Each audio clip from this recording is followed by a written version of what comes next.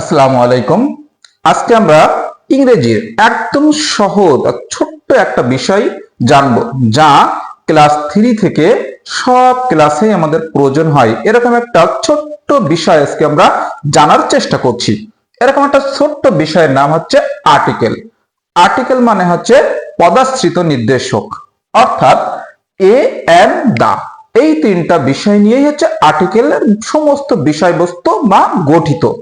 এখন এই তিনটা বিষয় আমরা একটু জানার চেষ্টা করি। এ আর এন আর এখানে দা। আর্টিকেল হচ্ছে দুই প্রকার, একটা হচ্ছে ডিফিনাইট আর্টিকেল আর একটা হচ্ছে ইনডিফিনাইট আর্টিকেল। আর্টিকেল হলো দুই প্রকার। এই দুই প্রকার আমরা সহজভাবে বোঝার চেষ্টা করি। একটা হচ্ছে ইনডিফিনাইট ইনডিফিনাইট আর্টিকেল আর একটা হচ্ছে ডিফিনাইট আর্টিকেল। এই দুইটা আর্টিকেল।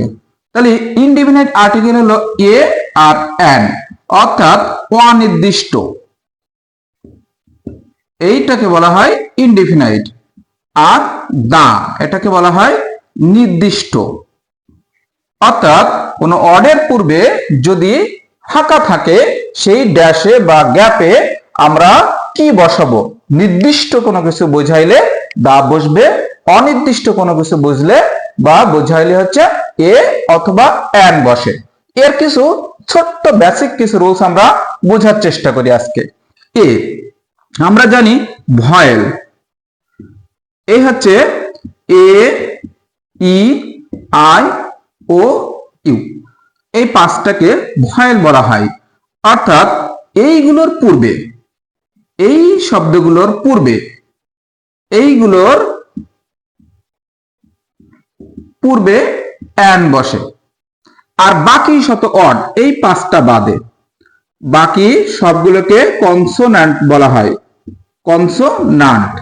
এই পাঁচটা বাদে বাকি সবগুলো এ থেকে জেড পর্যন্ত সবগুলো এই ভয়েল পাঁচটা বাদে। এ থেকে জেড পর্যন্ত এই ভয়েল গুলো বাদে বাকিগুলো সব কনসোনান্ট বলে।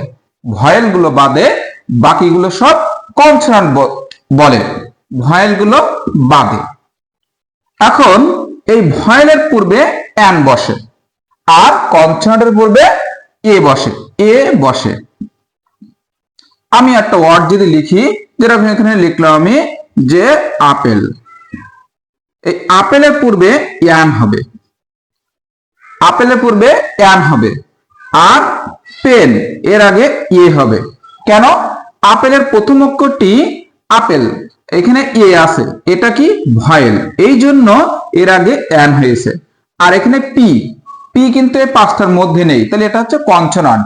আর কনসোনান্টের পূর্বে সবসময় এ বসে। আর যদি কোনো কিছু নির্দিষ্ট করে বোঝায়, যেরকম ম্যান, এখানে যদি আমি দা বসাই, যদি নির্দিষ্ট বলে যে লোকটি, ওই লোকটি, ঠিক আছে, এরকম যদি নির্দিষ্ট করে বোঝায়, এই পেনের আগেও দা বসতে পারে। যদি পেনটি নির্দিষ্ট হয় যে ওই পেনটি, এরকম যদি বোঝায়, তাহলে আমরা দা বসবে। তাহলে এইভাবে আমরা যদি কোনো ভয়েল থাকে, তার পূর্বে অবশ্যই আমরা এন হবে। আর যদি কনসোনান্ট থাকে, তার পূর্বে সবসময় এ হবে। এখন কখনো কখনো কনসোনান্টের উচ্চারণ যদি ভয়েলের মতো হয়, তাহলে এন বসে। কখনো কখনো ভয়েলের উচ্চারণ যদি কনসোনান্টের মতো হয়, তাহলে এ বসে। এগুলো আমরা পরবর্তী ক্লাসে অবশ্যই বিস্তারিতভাবে জানার চেষ্টা করব। পরবর্তী ক্লাসে এইগুলো বিস্তারিত জানার জন্য আমরা চ্যানেলটি অবশ্যই সাবস্ক্রাইব করে রাখবো।